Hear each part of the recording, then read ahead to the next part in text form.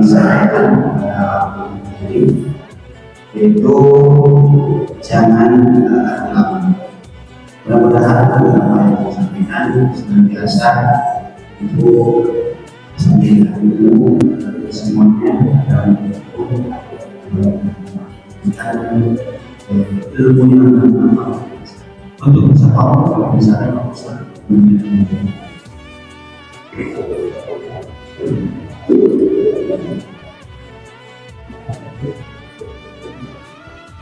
Assalamualaikum warahmatullahi wabarakatuh.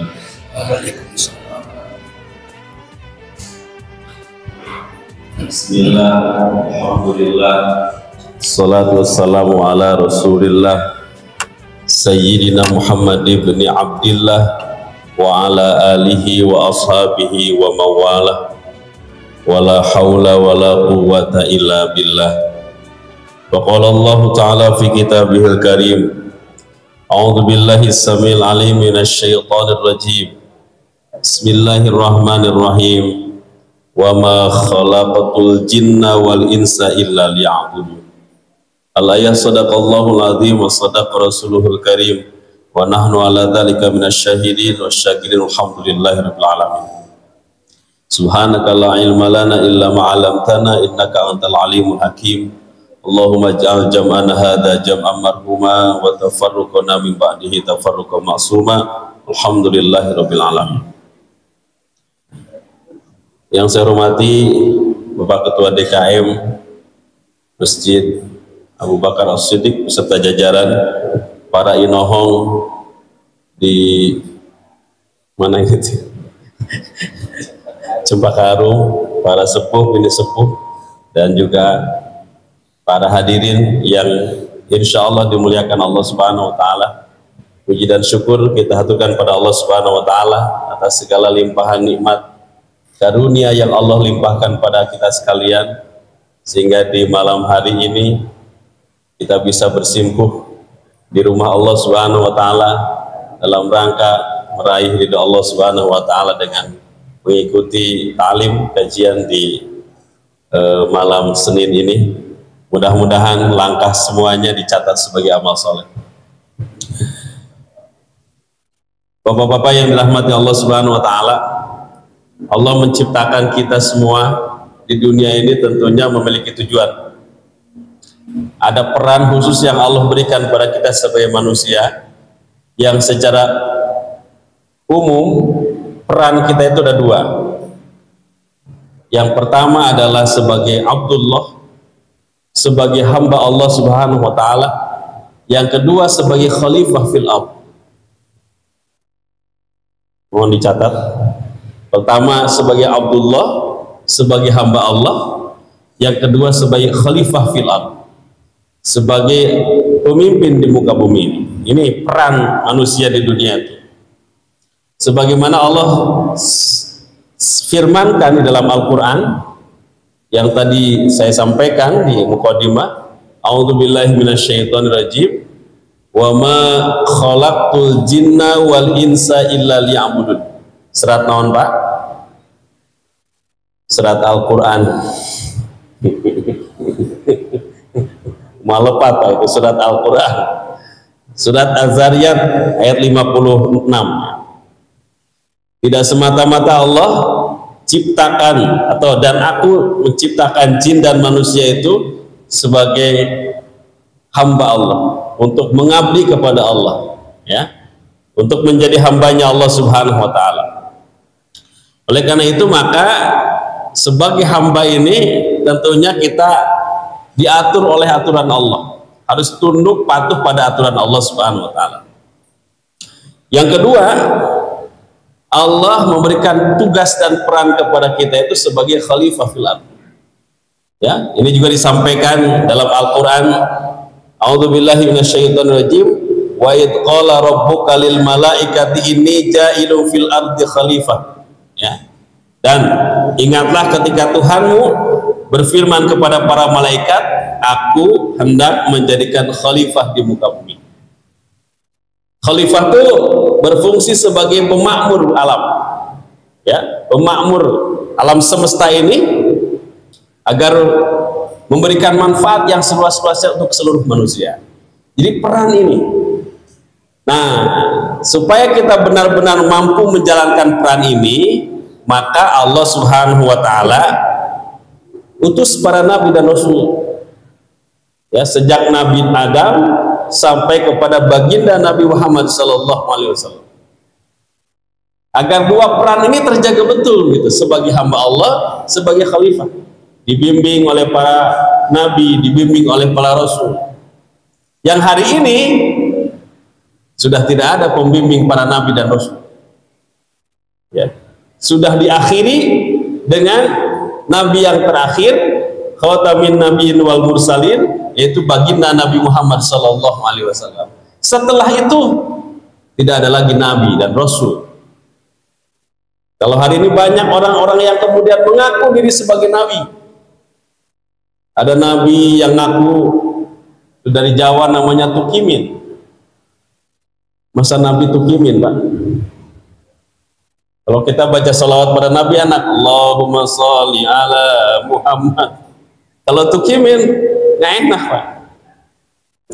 Nah, ya, jadi nggak ada orang, ya, setelah baginda Nabi Muhammad itu ada nabi dan rasul. Nah, lalu siapa pemegang estafeta selanjutnya yang ditugaskan oleh para nabi dan rasul, oleh Allah Subhanahu wa Ta'ala? Yaitu para ulama. Al-ulama'u warasatul anbiya. Ulama itu adalah pewaris para nabi. Jadi mereka lah yang kemudian menjaga agama ini di muka bumi, agar orisinalitas Islam itu terjaga betul begitu. Ya, para ulama ini, sebab mereka adalah pewaris para nabi, lentera yang menerangi alam semesta ini agar sesuai dengan tracknya, yaitu kita berperan sebagai hamba Allah, Abdullah, juga khalifah fil ardh. Nah, oleh karena itu jamaah yang dirahmati Allah, karena satu-satunya di dunia ini yang menjaga peran itu adalah ulama, maka kita tidak boleh meninggalkan ulama. Saya akan sampaikan sebuah hadis, ya, yang dinukil dalam kitab Nasaihul Ibad karangan Imam Nawawi Al-Bantani. Beliau adalah ulama asli made in Indonesia, tapi memiliki pengaruh di dunia. Beliau sempat menjadi imam besar di Masjidil Haram, ya. Beliau berasal dari Banten, Imam Nawawi Al-Bantani. Kita punya kebanggaan, ya, ulama Indonesia tapi kalibernya dunia. Beliau mengarang kitab Nasaihul Ibad. Di makalah yang kedua beliau menukil sebuah hadis. Qala Nabi alaihi salam, bersabda Nabi Muhammad sallallahu alaihi wasallam, "Alaikum bimujalasatil ulama."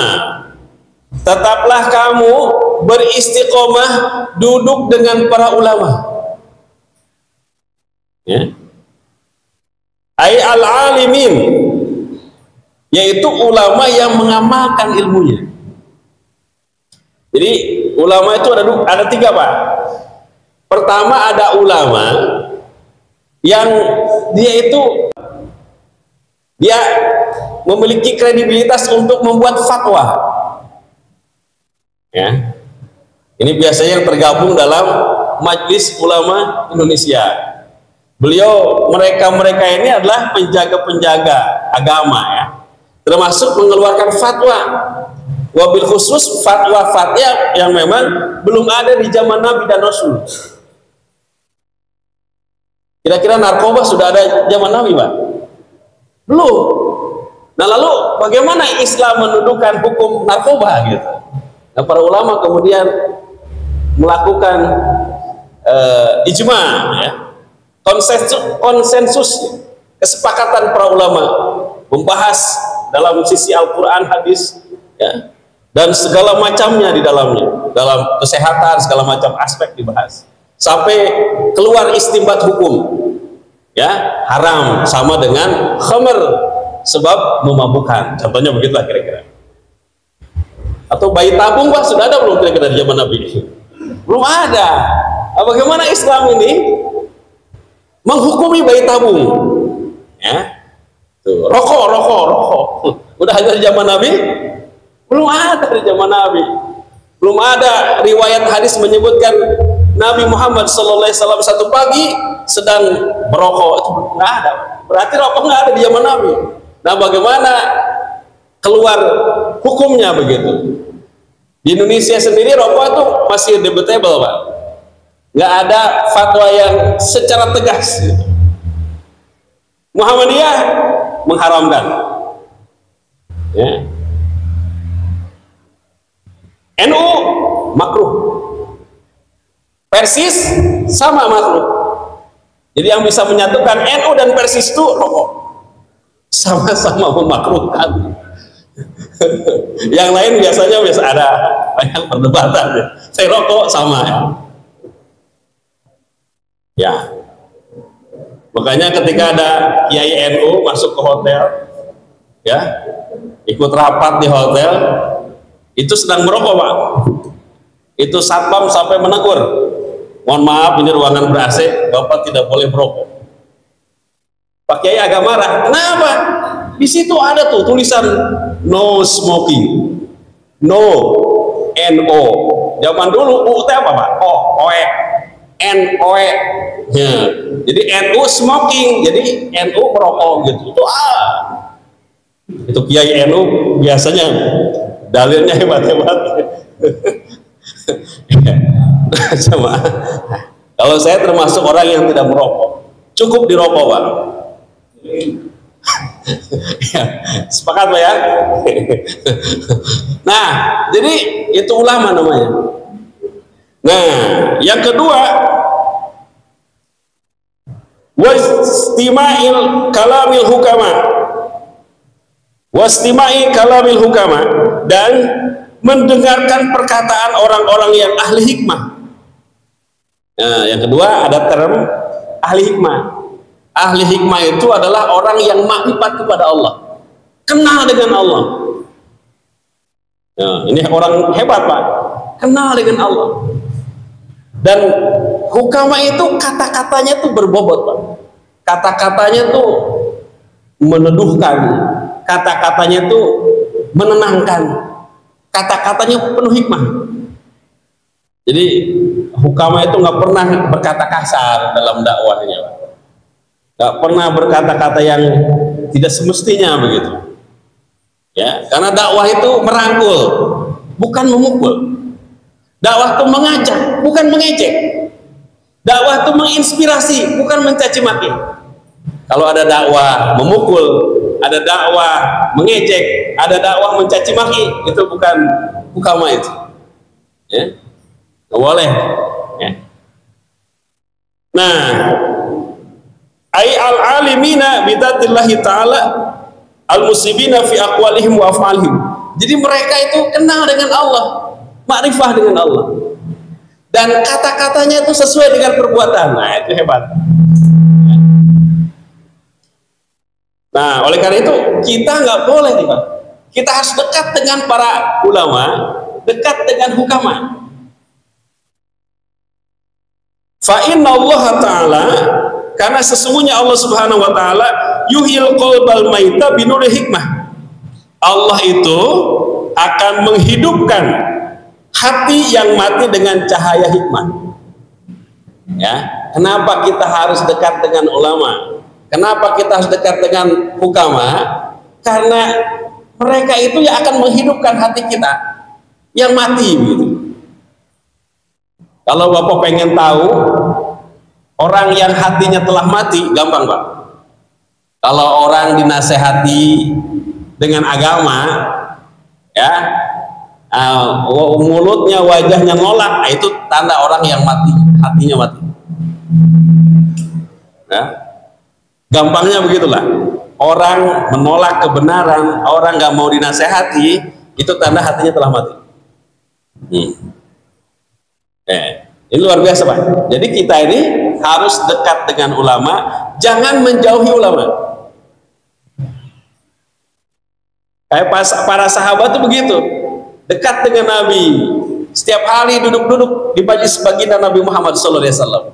Beliau mendengarkan apa yang disabdakan Nabi Muhammad, menunggu wahyu datang. Ada masalah, beliau tanyakan kepada baginda Nabi, sehingga permasalahan selesai. Nah, kita pun sama, Pak. Karena Nabi dan Rasul tidak ada, maka penggantinya adalah para ulama dan hukama. Maka duduklah dengan mereka, ya. Dengarkan nasihat mereka, atau kita bertanya kepada mereka. Karena hati kita akan tenang, hati kita itu akan hidup dengan mendengarkan nasihat para ulama. Ya. Gak boleh jauh dengan ulama, Pak. Dekati ulama. Ikuti kajian-kajian, ikuti majlis-majlis ilmu para ulama. Kalau saya bukan ulama, Pak, saya ustadz aja belum pantas, Pak. Saya baru bau ustadz. Daripada ustadz bau, ya. Jadi ini luar biasa. Ya. Jalisul kubaro. Ya, ini dalam hadis yang lain. Duduklah kalian semua bersama orang-orang besar. Ya. Wasailul ulama. Nah, dan bertanyalah kamu kepada para ulama. Wasahibil hukama, dan bergaulah, ya, berbaurlah kamu dengan para ulama. Wa khalidil kubara, ya, dan kamu bersama dengan orang-orang ahli hikmah. Ini peringatan baginda Nabi Muhammad sallallahu alaihi wasallam, nasihat agar kita senantiasa dekat dengan ulama, bertanya kepada para ulama. Karena hati kita akan terang dengan mendengarkan nasihat-nasihat para ulama ini. Tapi sebaliknya, Pak, kalau kita jauh dari ulama, kita lari dengan para ulama. Hari ini, Pak, ulama itu sudah mulai dijauhi. Ya. Lihat pengajian ini segini itu udah banyak, Pak. Kalau dulu ada kiai bergelar sejuta umat, sekarang udah nggak ada, Pak. Ya. Tablik, ya paling yang banyak itu ya ustadz-ustadz tenar yang masuk TV begitu. Kalau ustadz kayak saya nggak bisa kayak gitu, Pak. Saya kemarin masuk TV, enggak keluar deh, Pak. Terlalu kecil TV-nya, ya. Nah, ini sudah banyak segitu, Pak. Ini sudah jarang orang kemudian mau ikut di majlis-majlis ilmu. Bahkan sekarang orang banyak memusuhi para ulama sekarang, menghina para ulama, ya, menganggap rendah para ulama. Bahkan ada ulama yang dilarang ceramah. Oh, ini ngeri, Pak, ngeri sekarang. Nggak tahu. Ketika orang sudah jauh dari ulama, lari dari ulama, maka kemudian baginda Nabi Muhammad SAW berikan warning kepada kita, ya, berikan tanbih, peringatan kepada kita. Kata Nabi, sayati zamanun ala ummati, akan datang suatu zaman, satu masa kepada umatku, yafiruna minal ulama, ya, mereka lari dari para ulama, nggak mau dengar para ulama, benci dengan ulama. Ya, hati-hati. Wal fuqaha, dan para fuqaha, ahli-ahli agama yang tahu hukum-hukum agama. Fayabtaliyahumullahu bithalasati baliyatin, maka kemudian Allah akan memberikan 3 cobaan, 3 musibah. Kalau kita jauh dengan ulama, lari dari ulama, benci kepada ulama, akan Allah datangkan 3 musibah. Apa? Yarfa'ullaha al-barakata min kasbihim. 1, Allah akan angkat keberkahan dari usahanya, bisnisnya. Allah angkat keberkahan. Kita sering mendengar kata barokah. Barokah itu ziyadatun fil khair, bertambahnya kebaikan, ya. Umur berkah itu ketika umurnya banyak kebaikannya. Ilmu yang berkah, ilmunya diamalkan, bermanfaat, ya. Harta berkah, hartanya itu banyak kebaikannya, banyak sedekah, banyak infak, menolong orang lain. Nah, gitu. Berkah itu. Kalau udah pengajian, biasanya kalau sama ibu-ibu pengajian pulangnya bawa berkat. Nah, berkah. Nah, orang yang jauh dari ulama itu Allah angkat keberkahan dalam usahanya. Kebayang nggak Pak? Kalau Allah cabut berkah dari rezeki kita, ngeri Pak. Ngeri Pak. Kenapa Allah angkat? Sebab orang ketika usaha jauh dari ulama, dia akan menghalalkan segala cara demi mencapai tujuannya. Yang penting tiut dapat tiut, duit, cuan. Nggak tahu halal haram karena nggak dekat dengan ulama. Apapun akan diembat. Sekarang tuh ada kata-kata begini Pak, boro-boro nu halal nu haram ge hese. Ngeri nggak apa tuh? Boro-boro nu halal nu haram ge hese. Naudzubillah min. Yang halal banyak Pak. Ya, indit tunduh, indit butuh. Ya, indit capek, indit oke. Ini biasanya bapak-bapak ini para pejuang rupiah, ya, yang tak pernah kenal lelah. Ini bapak-bapak ini pejuang rupiah yang tak pernah kenal tanggal merah. Minggu asup saya teman. Allahu Akbar. Beda dengan pemuda-pemuda sekarang Pak. Sekolah nggak mau, kerja nggak mau, tapi bikin status akan indah pada waktunya. Ngeri kan Pak itu? Gimana mau berkah? Sholat tara, ngaji tara, cita-cita yang kelas surga. Hari akang cager gitu. Kira-kira begitu lah. Nggak boleh ngomong kasar ya, bisa viral nanti. Apalagi masuk YouTube nanti ya. Saya harus menjaga betul nih Pak ngomong ini. Bisa diviralkan nanti. Untung ada tukang es ya Pak ya. Ada tukang jualan es di sini. Jadi begitu Pak. Allah angkat keberkahan dari usahanya. Hati-hati usaha kita jangan sampai hilang keberkahan. Sebab kalau orang udah hilang berkahnya, ini ada filosofi orang Sunda itu berkah tuh saeutik mahi loba nyesa. Nah, tuh cakep Pak. Berkah dalam bahasa Sunda itu saeutik mahi loba itu berkah. Orang-orang di kampung tuh Pak, orangnya sederhana. Pekerjaannya nggak kayak kita di kota Pak. Cuma apa? Berladang, bercocok tanam, tapi bisa ke haji.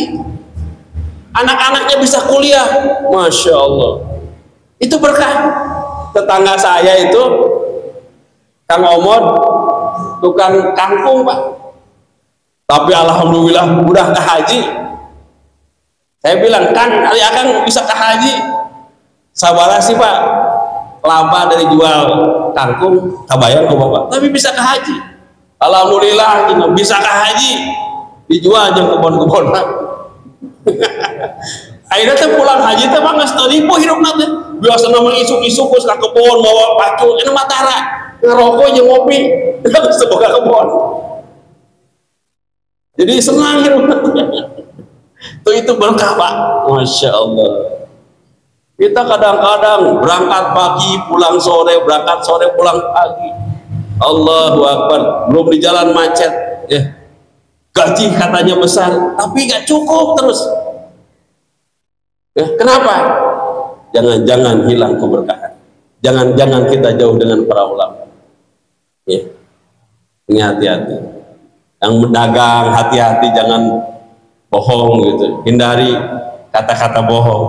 Saya masih ingat Pak, waktu mahasiswa, saya kalau dari Purwakarta, saya asli Purwakarta, Uyas Tenarosinya, ya. Terus suka naik apa Prima Jasa ke Bandung itu Pak, kadang-kadang nangkel ada buka bagian kursi. Aduh, jam 12 siang ayo tukang jeruk si manis si madu manisnya luar biasa. Abdi kawita Pak, Kang cete sakilo cete sabaraha 20.000 cete. Eta mah diasaan hasem Pak, asa cuka. Abdi kan protes, mang geuning hasem cenah amis tong loba omong ceuk tukang dagang teh ujang mah cenah hasem sakeresek urang mah 2 karung hasem kabeh. Tah eta teh nipu Pak. Boleh hati-hati. Hilang keberkahan. Nah, ya. Jadi hilang Pak keberkahan bagi orang-orang yang jauh dari ulama. Ya. Kan kalau dekat dengan ulama nanya, Pak Kiai gimana nih usaha supaya maju? Kata Kiai, usaha yang maju naik roda, maju insya Allah. Naik roda Pak. Jadi begitu. Ini yang dikhawatirkan. Yang kedua, balai musibah yang akan Allah turunkan ketika kita jauh dengan ulama. Wa tsaniyatu yusallitullahu ta'ala alaihim sultanan zaliman. Ini ngeri Pak. Ini kira-kira sudah masuk belum ya? Ya. Pak, udah masuk belum kira-kira? Allah akan turunkan pemimpin yang zalim. Kalau kita jauh dari ulama, yang hadir itu hasil pilkada, hasil pilpres, hasil apapun, yang lahir pemimpin yang zalim. Naudzubillahi min dzalik. Saya tanya nih, jawab dengan jujur, sudah belum? Ayo nunggu, saya nuncan, nah bebas lah. Sok kayak diskusi lah ini harus sepakat. Allah, pemimpin yang menyengsarakan rakyat, pemimpin yang hanya memikirkan diri dan kelompoknya saja, pemimpin yang tidak melaksanakan tugas dan fungsinya. Dalam Islam hanya 2 Pak, kira-kira lah menurut pengamatan saya nih, alladzi at'amahum min ju' wa amanahum min khauf. Tugas pemimpin itu adalah menghilangkan rasa lapar masyarakat. Artinya apa? Bisa memenuhi kebutuhan rakyat. Sandang, pangan, papan, sekolah murah, kesehatan murah, segala macam. Ya, kita kan luar biasa, sekolah mahal, kuliah mahal. Ya saya kan guru Pak tahu. Bios tenaros ge. Sakit ke rumah sakit mahal luar biasa. Ya, beda dengan tetangga negara. Pak Baliut ngomong teh, "Ai lapar teh kieu Pak ya." Ngaji lapar sok rada Pak Baliut ngomong teh. Singartos saya kira-kira. Ya, tetangga itu negaranya luar biasa Pak. Dijamin sekolahnya, sakitnya, anak yang baru lahir aja ya mau melahirkan itu dijamin negara. Mau di rumah sakit mana, mau di rumah bersalin mana, dibiayai sama negara Pak. Sekolahnya kalau sudah besar mau di mana, dipilihkan. Kita pakai sistem zonasi segala macam, riweuh. Sekolah mahal luar biasa mereka. Mau nikah dibiayai negara Pak. Apalagi yang nikah lagi, oh jangan tanya Pak. Nah jamaah yang rahmat, itulah kalau alladzi at'amahum min ju' wa amanahum min khauf. Yang kedua adalah menghilangkan, memberikan rasa aman bagi masyarakat yang takut gitu. Kalau negara bisa menghadirkan tadi kesejahteraan dan merasakan masyarakat itu aman di negerinya sendiri, menjadi tuan rumah di negeri itu aman, itu pemimpin Pak. Sekarang banyak orang yang takut ngomong, takut berpendapat, ya, takut bisnis kan sekarang karena regulasinya luar biasa, bikin orang takut Pak. Ya, mau ngaji banyak yang dibubarin Pak. Di sebagian yang lain kan begitu. Jadi nggak aman, nggak merasa aman masyarakat itu. Nah, pemimpin ukurannya sukses itu adalah 2 saja. Ya, 1 bisa memberikan menghilangkan rasa lapar masyarakatnya, yang kedua bisa memberikan rasa aman. Itu udah luar biasa. Nah, kalau tidak begitu maka termasuk kategori zalim. Ya. Nah, ini perlu diperhatikan. Kita tidak mau ya punya pemimpin yang zalim. Ya. Kita sudah belajar daripada Namrud, kita sudah belajar daripada Fir'aun, kezaliman mereka Allah hancurkan. Ya, Fir'aun segitu hebatnya, hancur kekuasaannya. saat itu kekuasaan paling tinggi ya di manusia maksudnya itu adalah Firaun. Bala tentaranya hebat, ya, kekuasaannya hebat. So teknologi di zaman itu bisa bikin piramid, canggih berarti Pak, ya, hebat. Tapi Allah hancurkan gara-gara kesombongan dan kezaliman. Tapi Pak mau tagih lobatnya nginum cai sirup disangka cai laut disangka cai sirup Pak. Namrus zalim Allah hancurkan. Tapi Pak nyamuk. Nah, pemimpin zalim akan Allah hancurkan. Nah, yang ketiga wani yang paling ngeri. Masih? Yang ngeri Pak. Ini. Wasalisatu yakhrujuna minad dunya bighairi iman. Musibah yang ketiga yang Allah turunkan lebih dahsyat lagi. Ya, kalau tadi hilang keberkahan usaha itu dirasakan hanya di dunia. Yang kedua, Allah turunkan pemimpin yang zalim itu dirasakan di dunia. Tapi yang ketiga, yakhrujuna minad dunya bighairi iman. Ya, mati enggak bawa iman. Pak, kita ini mulia, kita ini punya harga, kita ini punya ajen karena iman. Apa nilai kita kalau bukan karena iman? Nilai kita itu iman. Karena imanlah kita dimuliakan Allah. Karena imanlah kita punya harga di hadapan Allah. Kalau kita mati tanpa iman, itu musibah paling besar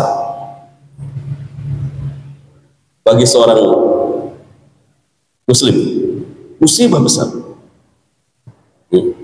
Kita kan sering berdoa Rabbana atina fid dunya hasanah wa fil akhirati hasanah wa qina adzabannar. Kita pengen sukses dunia dan akhirat.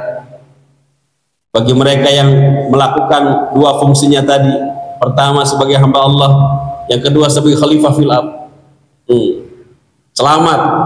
Kenapa? Karena iman. Tapi kalau kita mati tanpa iman, naudzubillahi min dzalik, kita nggak punya harga. Karena imanlah kita dimuliakan. Kalau kita nggak punya iman, apa bedanya kita dengan binatang? Bahkan manusia disebutkan hayawanun natikun. Manusia itu hewan yang berakal, hewan yang berpikir. Kita ini disebut hewan, Pak. Karena setelah struktur nggak jauh beda dengan hewan. Ada tangan, ada kaki, ada kepala. Yang membedakan akal. Akal yang beriman. Itu yang membedakan. Kalau kita tidak beriman, maka kita kal an'am, seperti binatang. Balhum adall, bahkan lebih sesat daripada binatang. Saya sering menggambarkan, kalau ada domba masuk ke kebun orang yang diambil daun singkong, lamun kebun singkong. Daunnya, Pak. Bayangkan manusia yang tidak beriman masuk ke kebun orang yang diambil daunnya, batangnya, singkongna, nubogana, dagelis. Ngeri, Pak. Balhum adall. Ya. Saya belum pernah mendengar ada harimau memakan anaknya. Saya belum pernah mendengar ada kambing memperkosa cucunya. Saya belum pernah mendengar ada anak kucing memutilasi bapaknya. Belum ada, Pak. Tapi manusia kita sering mendengar, ya, ayah memperkosa anaknya, naudzubillah min dzalik. Istri membunuh suaminya, ya. Minantu memutilasi mertuanya, ada koret di tohana. Ini banyak terjadi, Pak. Kebayang nggak manusia ketika tidak punya iman? Saya tadi habis dari Garut, Wios Tenaroski, ya, di tol, bukan di tol, di Nagrek, Ya, perjalanan saya lihat depan tuh ada mobil bus, supirnya seenaknya buang sampah keluar. Saya bilang ini kegagalan pendidikan, Pak. Sekolah SD, SMP, SMA, bahkan bisa jadi sarjana, nggak bisa buang sampah pada temannya, pada tempatnya. Kebayang, Pak, sekolah kita mungkin dari TK, SD, SMP, SMA, sampai perguruan, bahkan sampai doktor. Kita sering melihat mobilnya hebat, Alphard contohnya. Saya punya Al-Fatihah, Pak. Tapi ternyata dia buang sampah sembarangan, seenaknya. Berarti pendidikan sampai doktornya tidak bisa, tidak berhasil. Kenapa? Buang sampah aja nggak bisa pada tempatnya. Ngeri ya, Pak? Ini nggak punya iman, berarti. Karena kalau punya iman nggak begitu. Ya. Buang sampah pada teman. Ini hal kecil sebenarnya, Pak. Tapi kebayang nggak dilakukan oleh orang hebat? Pejabat berkata kasar. Nah, itu kan kegagalan pendidikan. Menurut saya, Pak, boleh Bapak tidak sepakat dengan saya, tapi nggak usah debat lah, Pak, ya. Ini kegagalan. Makanya paling penting itu adalah iman. Orang iman, walaupun pendidikannya tidak tinggi, ya, tidak tinggi, kalau punya iman, dia akan baik akhlak, ya. Dia akan jujur, dia memilih mata pencaharian yang halal, ya, yang halal tapi diridhoi oleh Allah, daripada sekarang lumayan judol ini luar biasa, Pak, ngeri banget, Pak, ya. Jumat kemarin saya bahas tentang bahaya judol di khutbah Jumat, tapi di Malilaken adanya mawak hari ini, oke. Jadi luar biasa, Pak. Ketika kita jauh dari ulama, nggak mau duduk-duduk dengan para ulama, nggak mau membersamai ulama, maka ini akan terjadi pada bangsa kita. Kebayang, Pak, kalau pemimpin dekat dengan ulama, yang datang itu bukan ulama, Pak, pemimpin datang ke ulama, itu etikanya, Pak. Bukan ulama yang datang ke pemimpin, itu beda, Pak. Kalau ala ulama dekat dengan datang ke pemimpin, nah, berarti ulama itu disetir oleh pemimpin. Fatwanya itu bisa dipesan, Pak, bisa dipesan. Tapi yang baik beradab itu adalah pemimpin yang datang kepada ulama, hormati pada ulama, minta fatwa, kebijakan yang akan diambil itu tanya ke ulama. Makanya Watim Pres itu harusnya para ulama itu akan membisiki itu dengan baik itu. Jangan yang macam-macam. Jangan preman jadi Watim Pres. Ayo teh, enggak ada, Bos. Enggak. Ya, ulama itu memberikan petunjuk yang baik, ya, agar dalam pengambilan kebijakan itu benar, nggak salah. Tanya pada ulama. Di kampung itu, Pak, luar biasa. Kalau mau lebaran, mau puasa, nanya, Pak Kiai, ini kira-kira 1 Ramadan tanggal berapa? Nah, 1 gitu. Mau lebaran, Idul Fitri, nanya. Mau pilkada, nanya ke Kiai, Pak, mana yang saya pilih? Kiai kan punya basirah, Pak, punya pandangan batin, punya firasat gitu, ya. Yang tadi ukama itu punya firasat, punya mata batin, ya. Nyambung dengan Allah, dipilihkan dengan baik. Ini pemimpin yang baik, contohnya. Tanya pada ulama. Ini kadang-kadang dari mulai mau nikahin anak 7 bulanan, 4 bulanan, 7 bulanan, terus sampai mau meninggal minta bantuan kiai. Tapi giliran pilkada, pilpres nggak nanya kiai. Ya, itu yang tadi saya sebutkan, itu urusan pribadi. Kalau pemimpin, udah, 4 menit lagi. Kalau pemimpin itu urusan publik, Pak. Urusannya dunia akhirat. Tanggung jawabnya dunia akhirat. Salah kita memilih pemimpin, kita punya tanggung jawab. Yang kita coblos contohnya, lahir pemimpin yang zalim, kita turut andil, punya saham, dosa kita. Tapi kalau kita coblos itu adalah pemimpin yang amanah, adil, kita pun punya andil, punya saham kebaikan. Setiap kebijakan yang diambil oleh pemimpin yang adil, guna kemaslahatan masyarakat, kita turut punya pahala, Pak. Itu hebat. Kenapa harus nanya ulama tuh begitu? Itu. Ini kalau mau nikahin, minta bantuan kiai, nanya ke kiai, Pak Kiai hari apa nih kira-kira saya mau hajatan? Suka ada yang nanya ke saya jawab mau hajatan. 1, hari Ahad. 2, tanggal muda. Insya Allah sukses hajatnya. Loba nu hadir, ngamplopnya gede gitu.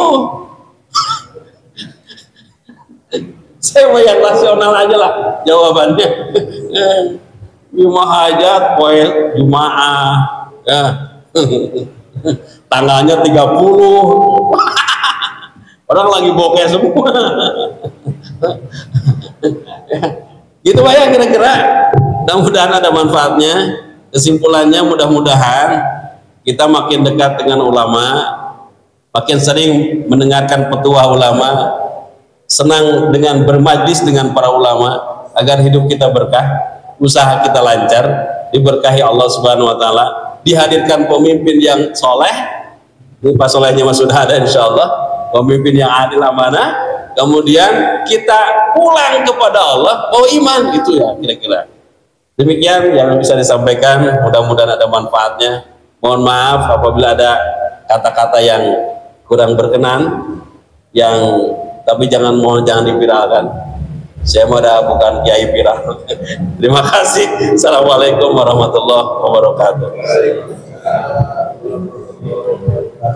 Nah, terima kasih atas apa yang sampaikannya. Kita tutup dengan doa penutup majelis bersama-sama. Subhanakallahumma wa bihamdika asyhadu an la ilaha illa anta astaghfiruka wa atubu ilaik. Assalamualaikum warahmatullahi wabarakatuh.